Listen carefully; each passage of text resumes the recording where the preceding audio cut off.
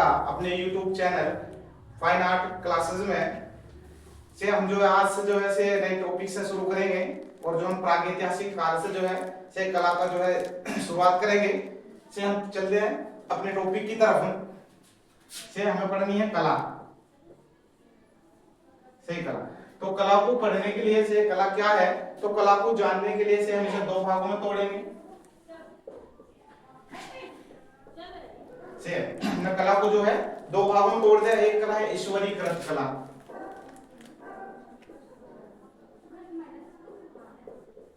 ईश्वरीकृत कला। इस ईश्वरीकृत कला में हमें से इसमें किसे रखेंगे, से हम इसे इसमें जो है मानव को रखेंगे, मानव को रखेंगे। या जो हम कह सकते हैं कि प्रकृति में जो भी देखते हैं, से हम कह सकते हैं प्रकृति में जो भी हम देखते हैं वह ईश्वरीकृत कला है। प्रकृति में हम जो भी देखते हैं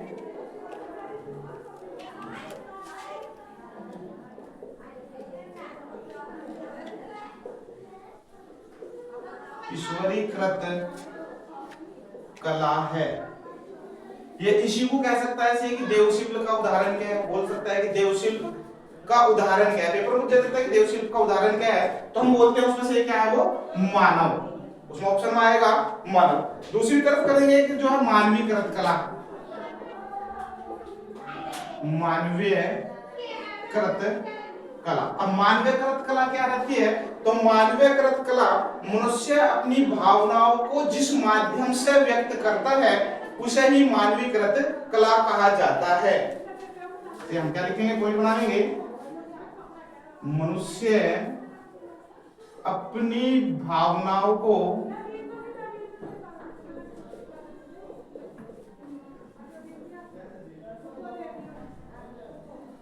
जिस माध्यम से व्यक्त करता है उसे मानवीयकृत कला कहते हैं।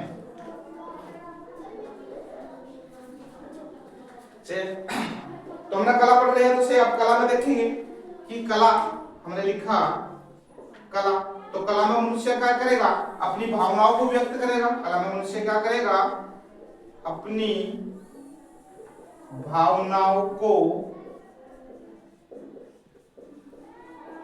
व्यक्त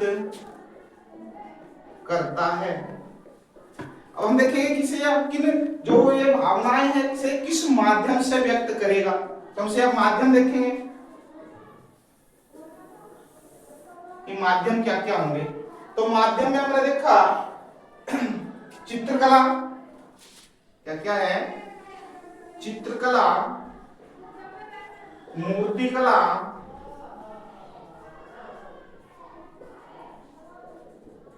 स्थापत्य कला, संगीत कला, काव्य कला।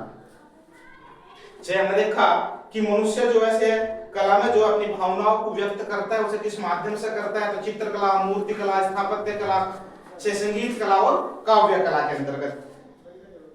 से फिर चलेंगे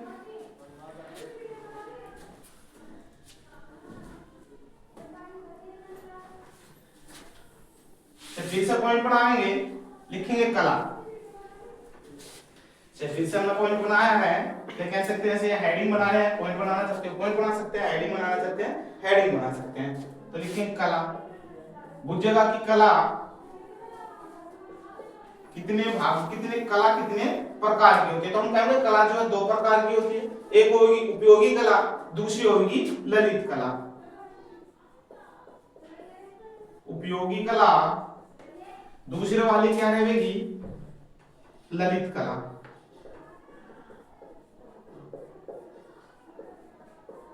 ललित कला पहला बात करेंगे उपयोगी कला की, उपयोगी कला हो वह क्या है, तो दैनिक जीवन में उपयोग की जाने वाली वस्तुएं उपयोगी कला के अंतर्गत आती है। तो हम पॉइंट बनाएंगे,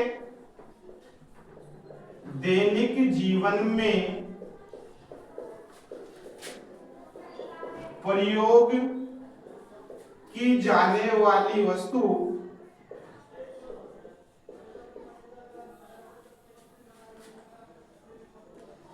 उपयोगी कला कहलाती है। देखेंगे एग्जाम्पल के रूप में जो ऐसे है, हम जो है देखेंगे क्या क्या है, जैसे बढ़ाई की, सिलाई, छपाई। उसके बाद चलेंगे से ललित कला में कि ललित कला हो गई क्या है।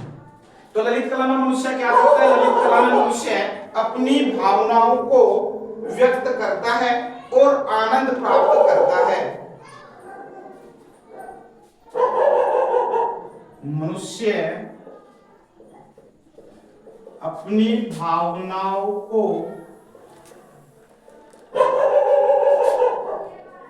व्यक्त करता है एवं आनंद प्राप्त करता है।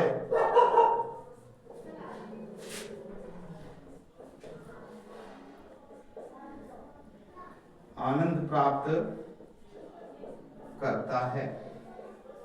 अब बात आई कि अब ललित कला, क्वेश्चन पूछा था कि ललित कला कितने प्रकार की हो, तो हम कह रहे हैं कि ललित कला जो है 5 प्रकार की हो। अगर पूछा ललित कला कितने प्रकार की, तो हम कहेंगे 5 प्रकार की। देखें कौन कौन सी। पहली चित्रकला, से दूसरी मूर्ति कला, 3 नंबर स्थापत्य कला, 4 नंबर संगीत कला, 5 नंबर काव्य कला। अब क्वेश्चन जो है यहां से पूछा जाए कला कितने प्रकार की हो, हम कहेंगे कला जो है 2 प्रकार की हो, उपयोगी कला। दूसरी बात है कि दूसरी कौन सी हो है? ललित कला। पूछा कि उपयोगी कला का उदाहरण एग्जाम्पल देगा कि निम्न में से उपयोगी कला है, तो हम कहेंगे पढ़ाईगिरी, सिलाई, छपाई, यानी कि जो दैनिक जीवन में प्रयोग की जाने वाली वस्तुएं क्या कहलावेगी?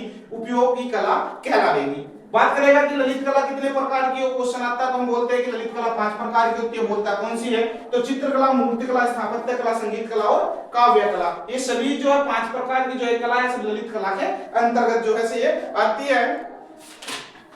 चलेंगे अब हमें जो पढ़ना क्या था? हमें पढ़ना था भारतीय कला। से हम पढ़ेंगे भारतीय कला।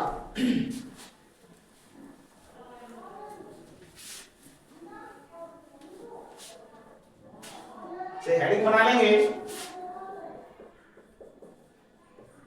भारतीय कला। चलेंगे इस भारतीय कला में हम देखेंगे इस भारतीय कला को पढ़ने के लिए हमें किसकी आवश्यकता पड़ेगी? इतिहास की। इस भारतीय कला को जानने के लिए हमने किसे पढ़ा? इतिहास को। और इतिहास के हो है 4 आयाम। इतिहास के कितने आयाम हुए हैं? 4 आयाम। तो इतिहास के कुछ क्या हुए हैं? आयाम हुए हैं। और वे आयाम कौन कौन से हैं हुए हैं, अब हम देखेंगे कि कौन कौन से जो है हमारे आयाम होते हैं। तो से हम जब इतिहास पढ़ेंगे तो इतिहास के 4 आयाम, इतिहास को जानने के लिए 4 आयाम है इसके। जैसे सामाजिक व्यवस्था, पहला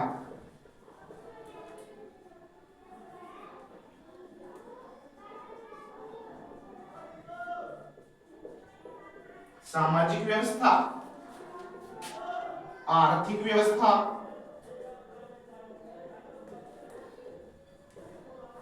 राजनीतिक व्यवस्था,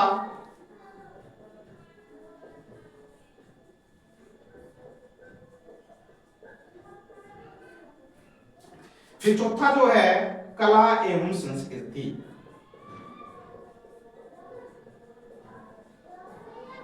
तो हमें पता चला कि से कला थी हमारे यहाँ पर जो है कला विद्वान थी। इसका पता कहां चला? कि हमें इतिहास पढ़ना पड़ा। इतिहास के जो है 4 आयाम है, सामाजिक व्यवस्था, आर्थिक व्यवस्था, राजनीतिक व्यवस्था और कला एवं संस्कृति। तो कला जो हमें से यहाँ से जो है क्या मिली? कला जो हमें यहाँ से प्राप्त होगी। उसके बाद हम चलेंगे कि अब हमने जो जब हमें कला मिलेगी तो इस कला को जो हमने देखा तो कला को जानने के लिए जो हमें से अब कला को तोड़ेंगे।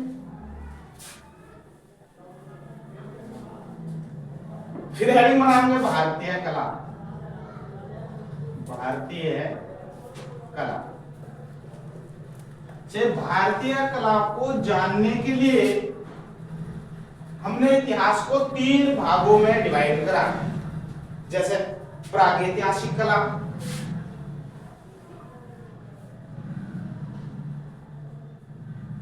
प्रागैतिहासिक कला, आद्यैतिहासिक कला,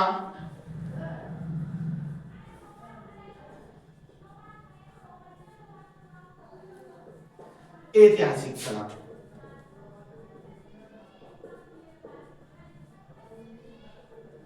ऐतिहासिक कला से अब हम बात करेंगे कि प्रागैतिहासिक होवे क्या है।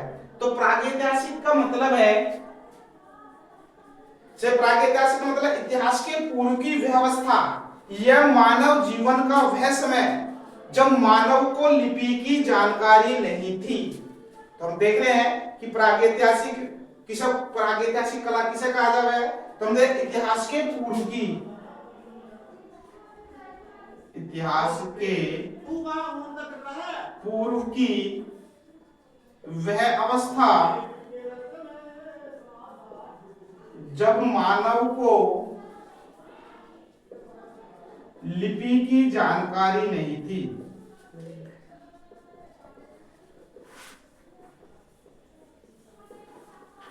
जानकारी नहीं थी, यानी कि जब लिपि की जानकारी नहीं थी तो क्या हुआ, मनुष्य क्या हुआ, असभ्य हुआ,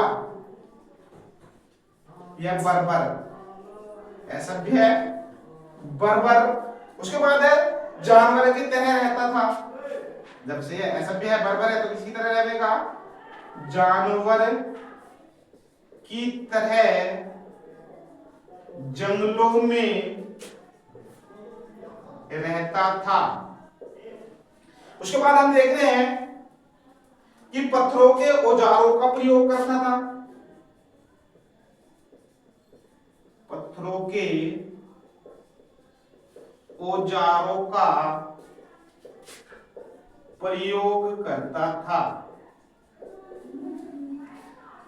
यानी कि किसान क्या बोल सकते हैं, जब पत्थरों के औजारों का प्रयोग करा तो हम बोल सकते हैं पाषाण। सही, हम क्या बोलेंगे, पाषाण काल।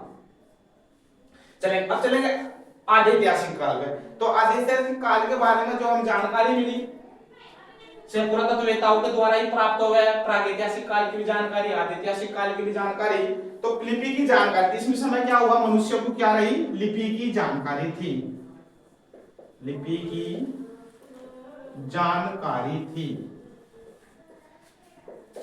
से यानी कि लिपि हमसे ना पढ़ी गई, लिपि हमसे नहीं पढ़ी गई। ये इसी को हम कह सकते हैं नगरीय सभ्यता, नगरीय सभ्यता।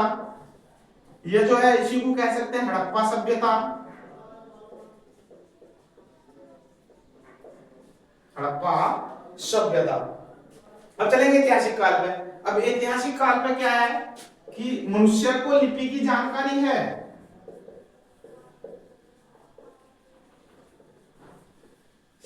दूसरी बात है कि लिपि पढ़ी भी गई,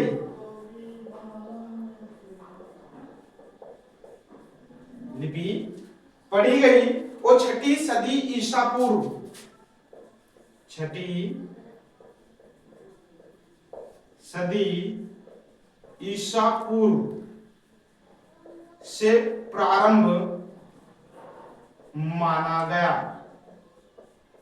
यानी कि कह सकते हैं जैन एवं बौद्ध से, जैन एवं बौद्ध से। तो ऐतिहासिक काल, तो ऐतिहासिक हमने देखा कि ऐतिहासिक काल में क्या मनुष्यों की लिपि की जानकारी है, से लिपि पढ़ी भी गई है से। और जो इसकी शुरुआत है, ऐतिहासिक काल की जो शुरुआत मानी गई 6ठी सदी ईसा पूर्व से मानी गई है, से जब से जो है जैन एवं बौद्ध धर्म की शुरुआत मानी गई। इसी को हम कह सकते हैं द्वितीय नगरीकरण, द्वितीय नगरीकरण। चलिए, तो अब हम जो है इसे हमें जो है सबसे पहला जो है चैप्टर, सबसे पहले हमें क्या पढ़ना पड़ेगा, सबसे पहले जो हमें प्रागैतिहासिक कला पढ़नी पड़ेगी।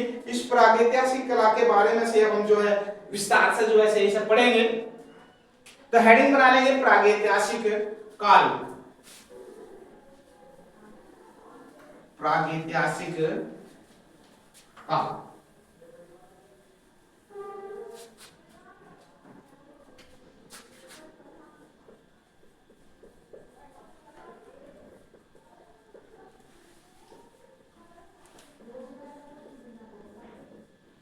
प्रागैतिहासिक काल। तो पॉइंट बनाएंगे। तो प्रागैतिहासिक काल में देखा कि हमने कि मनुष्य को लिपि की जानकारी नहीं थी, मनुष्य बर्बर एवं असभ्य था और मनुष्य जो है जंगलों में जानवरों के भांति रहता था। सुरक्षा की दृष्टि से इस काल में पत्थर की भूमिका अनिवार्य थी। तो हम पॉइंट बनाते चलेंगे। लिपि की जानकारी नहीं थी से अगला पॉइंट बनाएंगे। जब लिपि की जानकारी नहीं था तो मनुष्य कैसा रहा? तो हम कह सकते हैं कि मानव असभ्य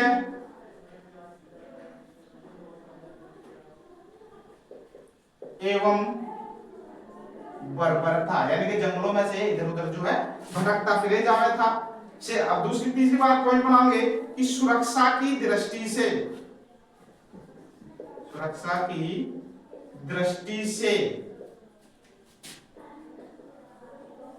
पत्थर के औजारों की भूमिका अनिवार्य थी।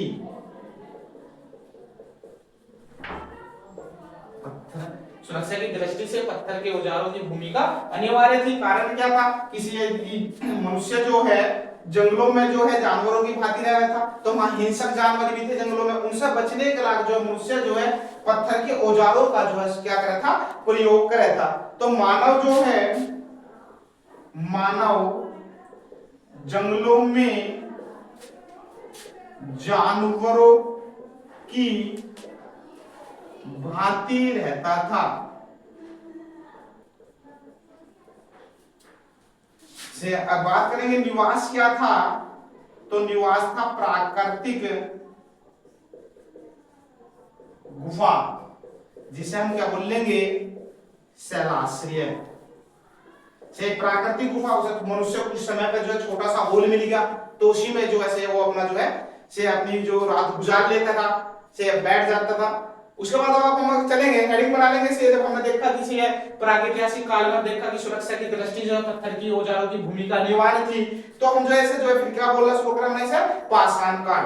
हेडिंग बनाएंगे पाषाण काल।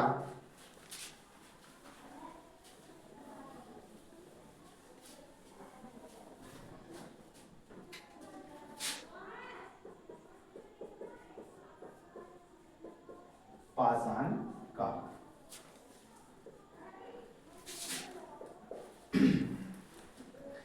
पाषाण काल। तो पत्थरों के औजारों के विकास क्रम के आधार पर 3 भागों में बांटा गया। तो हमने जो इसे कितने भागों में बांटेंगे? 3 भागों में जो हम इसे बांटेंगे, यानी कि पत्थर के विकास क्रम के आधार पर इसे जो है 3 भागों में बांटा गया। अब कैसे कैसे बांटना है उसमें हम देखेंगे कि नंबर 1 पूरा पाषाण काल, दूसरा है मध्य पाषाण काल, तीसरा है नव पाषाण काल। नव पाषाण काल ऐसे ही बोलेगा उत्तर पाषाण काल, उत्तर पाषाण काल। स्विच खोल देंगे,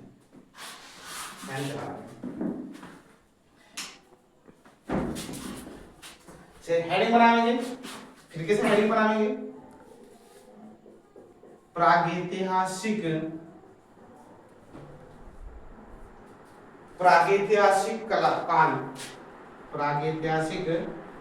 काल। अब प्रागैतिहासिक काल में हम जो देखेंगे,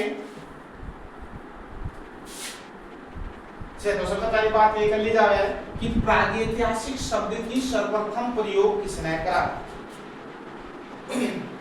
तो से प्रागैतिहासिक काल का जो सर्वप्रथम प्रयोग है से वो जो है 1851 ईस्वी में जो है से विलियम विल्सन ने जो है इसका जो है प्रयोग करा था।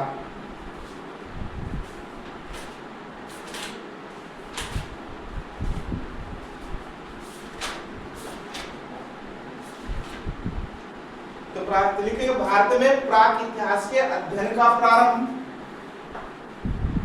भारत में प्राक इतिहास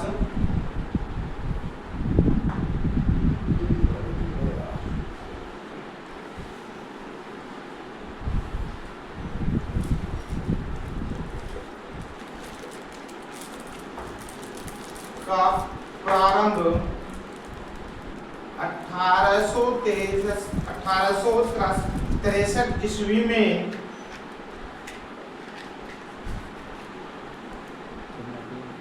किया गया। इसी क्रम में आप आगे जाके चलेंगे कि 1863 ईस्वी में मद्रास के पल्लवरम नामक स्थान के उत्खनन से रॉबर्ट ब्रूसफुट को पत्थर का एक हथियार प्राप्त हुआ जो मानव निर्मित था।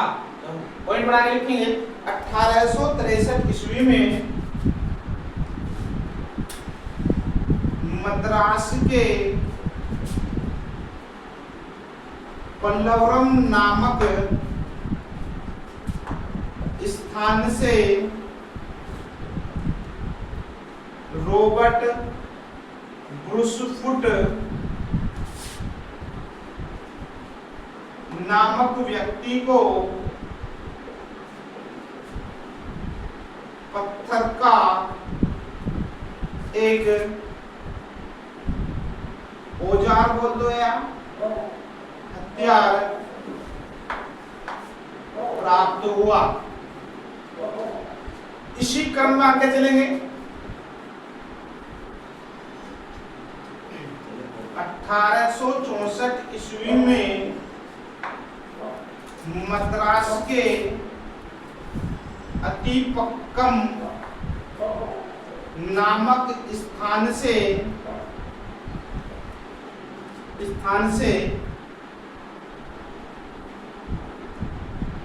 विलियम किंग को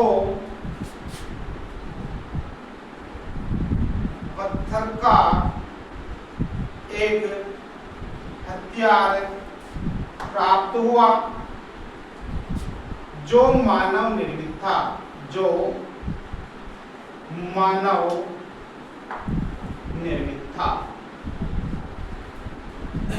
से अब जो है क्वेश्चन पूछेगा कि प्राक इतिहास का जनक किसा माना जाता है, तो हम कहेंगे भारत में प्राक इतिहास का जनक रॉबर्ट ब्रूसफुट को माना जाता है।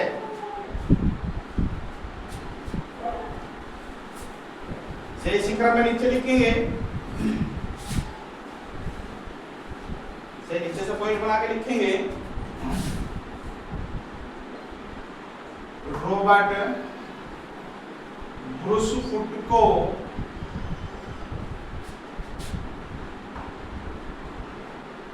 भारत के प्राक इतिहास का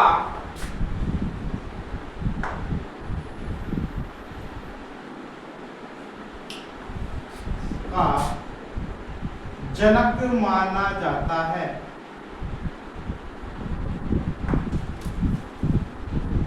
भारत अब क्वेश्चन पूछा जाएगा कि प्राक इतिहास का जनक किसा माना जाता है, तो हम कहेंगे रॉबर्ट ब्रूसफुट को जो है भारत के प्राक इतिहास का जनक जो माना जावे है। और रॉबर्ट ब्रूसफुट था क्या,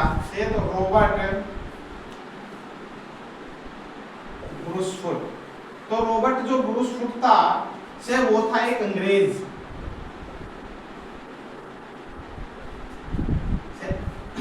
देखिए जो क्या क्या था, तो हम देख रहे हैं कि भूतत्व वैज्ञानिक,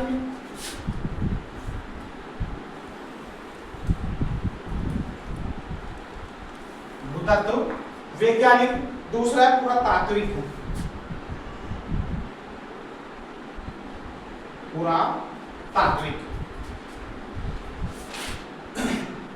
चलेंगे। अब जो है पाषाण काल को हम पढ़ रहे हैं तो हेडिंग बनाएंगे से पाषाण काल।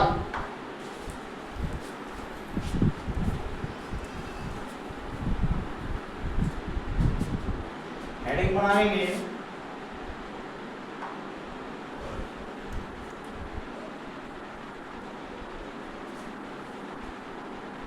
पाषाण काल। तो पाषाण काल है तो पसे पत्थरों के औजारों के विकास के क्रम आधार पर जो हमने सब पाषाण काल बोला और पाषाण काल को जो हमने 3 भागों में जो है डिवाइड करा। तो पहला कौन सा है, पूरा पाषाण काल, दूसरा है से मध्य पाषाण काल, तीसरा है नव पाषाण काल। अब देखिए पूरा पाषाण काल में जो है मानव की गतिविधियों के बारे में हम जानकारी ले लेंगे। तो हमने देखा कि जो ये पूरा पाषाण है मानव जीवन का सर्वाधिक लंबा समय रहा। मानव जीवन का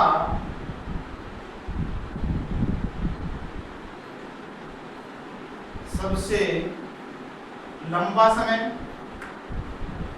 अगला पॉइंट बना के लिखेंगे, अगला पॉइंट बना के लिखना है कि 1863 ईस्वी में पल्लवरम नामक स्थान से पत्थर का त्याग प्राप्त हुआ। 1863 ईस्वी में पल्लवरम नामक स्थान से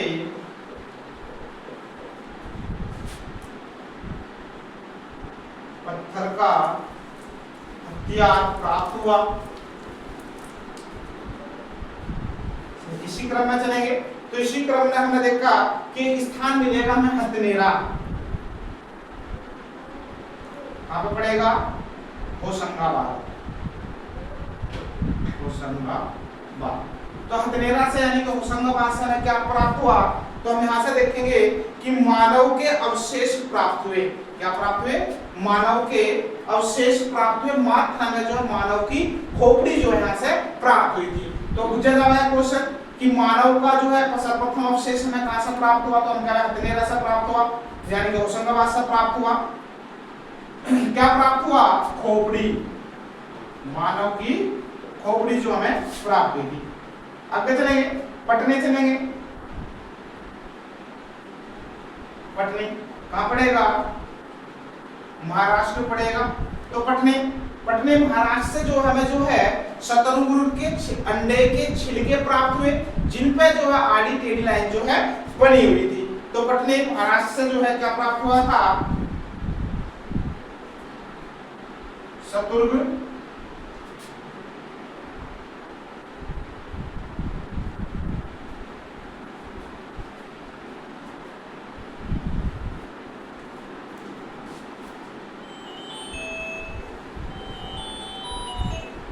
शतरंग के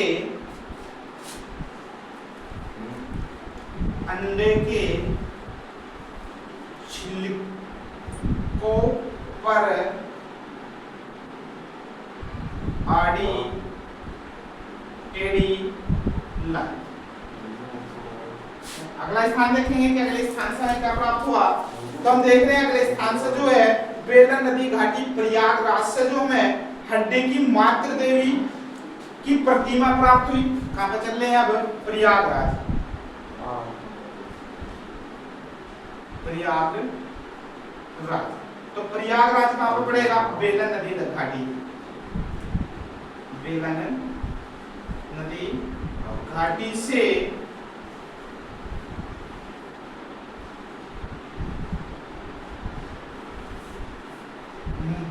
मातृ देवी की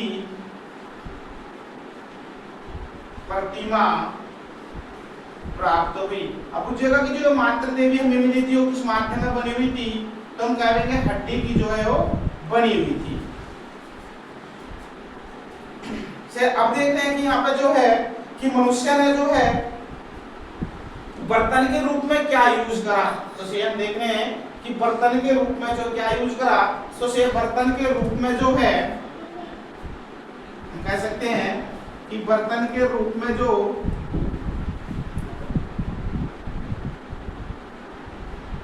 पशु के, तो देख रहे पशु के टुड्डे, पशु के टुड्डे का प्रयोग किया। इसी पाषाण काल में हम चल रहे हैं, पूरा पाषाण काल की बात कर रहे हैं। तो पूरा पाषाण काल में हम देखेंगे कि पूरा पाषाण काल में जो है हथियार कैसे थे। तो बड़े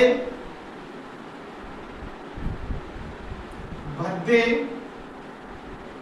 बेडोल हथियारों का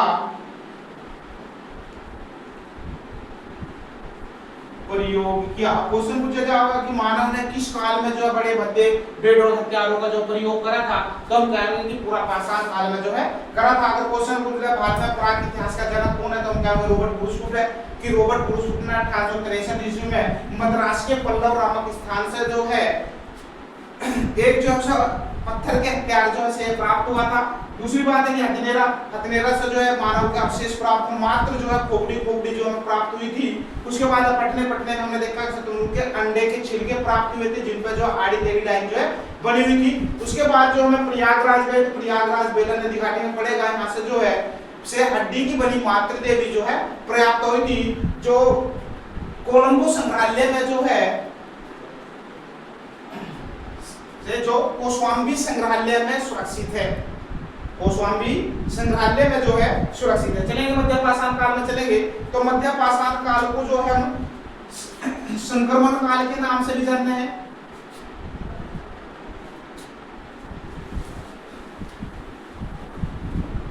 तो मध्य पाषाण काल के नीचे पॉइंट बना के चलेंगे, इसे हम संक्रमण काल या जो है संधि काल के नाम से भी जो हम इसे जाने। इस समय क्या करेगा मनुष्य कि पत्थर को तोड़ के जो है हथियार बनाना शुरू कर देंगे, यानी कि हम कहेंगे कि ज्यामितीय हथियारों का प्रयोग। हमने देखा था कि पूरा पाषाण काल में बड़े पत्थर का यूज कर रहा था, लेकिन मध्य पाषाण काल में उसने जो पत्थर को जो है तोड़ दिया, उसका आकार कैसे बनेगा, ज्यामितीय बनेगा, और हाथ से बने मिट्टी के बर्तन का प्रयोग करा। हाथ से बने मिट्टी के बर्तन का प्रयोग किया। अब चलेंगे हम नवपाषाण काल में चलेंगे। तो नवपाषाण काल में जो चित्रकला की खोज हुई, वो समझे चित्रकला की खोज कब हुई, तो हम कहेंगे नवपाषाण काल में चित्रकला की खोज हुई।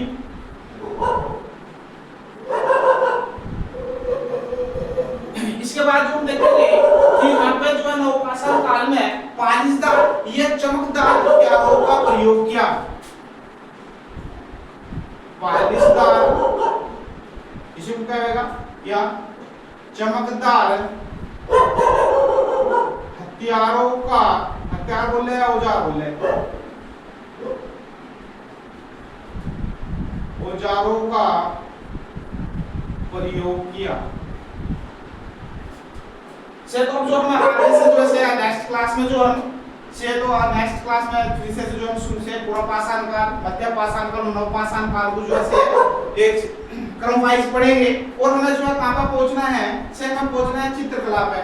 तो भारत में जो चित्रकला की खोज हुई है नवपाषाण काल में हुई, तो हमें चित्रकला पर पहुंचना है, जो हमें नवपाषाण काल में मिलेगा। तो हम जो है से अब जो सीरियल वाइज जो है फिर से पूरा पाषाण काल पूरा क्लियर करेंगे, मध्य पाषाण काल को पूरा क्लियर करेंगे और नवपाषाण काल को पूरा क्लियर करेंगे।